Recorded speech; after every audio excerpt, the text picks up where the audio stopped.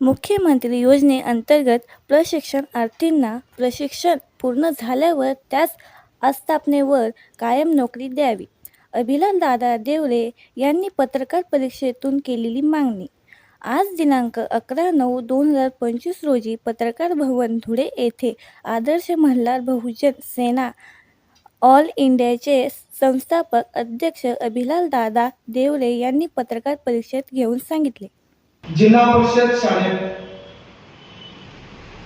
जिल्हा विकास रोजगार या योजनेच्या माध्यमातून अर्थात लाडका भाऊ म्हणजे मुख्यमंत्री युवा कार्य प्रशिक्षण या योजनेच्या अंतर्गत 334 दिवस मी काम केलं आहे.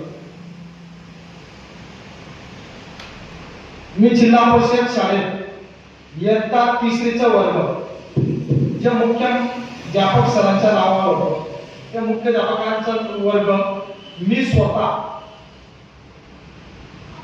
334 दिवस सांभाळले वर्ग शिक्षक म्हणून. आणि आपल्या राज्याचे माजी मुख्यमंत्री एकनाथ शिंदे साहेब यांनी मला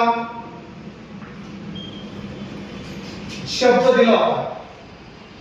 माझ्यासारखं 10 लाख राज्यातल्या तरुणांना शब्द दिला होता की तुम्ही ज्या आस्थापनावर काम करणार 6 महिन्याचं आम्ही प्रशिक्षण देतो आणि 6 महिन्यानंतरच तुम्हाला त्या आस्थापनावर परमानंट नोकरी देऊ, असं त्यांनी आम्हाला शब्द दिला होता. माझ्याकडे त्यांचा व्हिडिओ पण आहे, तुम्ही तो पण बघू शकता. देवेंद्र फडणवीस साहेब बोलले होते 1 वर्षापर्यंत आम्ही तुम्हाला रोजगार देतो, तिथं तुम्ही चांगलं काम केलं तर त्या आस्थापनावर तुम्हाला परमानंट करू, 1 वर्षापर्यंत राज्य शासन तुम्हाला पगार देईल आणि त्यानंतर तुम्हाला ती आस्थापना. मी दोघांच्या संविधानिक पदावर विश्वास ठेवला. ते राज्याचे मुख्यमंत्री उपमुख्यमंत्री होते. युवा कौशल्य मंत्री मंगलप्रभा कोडा यांनी सुद्धा सांगितलं 10 लाख तरुणांपैकी 5 लाख लोकांना आम्ही तिथंच परमानंट करतो. माझ्याकडे युवा तुम्ही आता पण बघू शकता. पत्रकार मित्रांनो, पण त्या लोकांनी मला फसवलं. 6 महिन्याचं प्रशिक्षण देण्यासाठी मला जे रुजू आदेश दिलेले आहे तर दुसरं तिसरं कोणी नसून तर विशाल नरवाडे साहेब मुख्य कार्यकारी अधिकारी म्हणजे जिल्हा परिषद धुळे याचे सैनिशी मला रुजू आदेश दिले.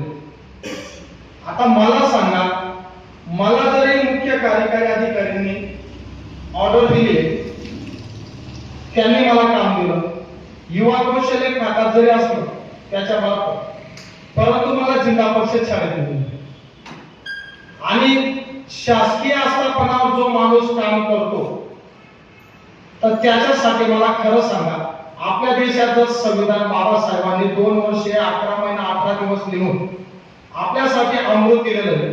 त्या अमृतामध्ये एक गोष्ट सगळ्यात महत्वाची एकच आहे की आपल्याला आपला हक्क मिळण्यासाठी काही संविधानिक कलम आहेत आणि या कलमांच्या आधारावर मी 16 दिवस अन्नत्याग उपोषण केलं.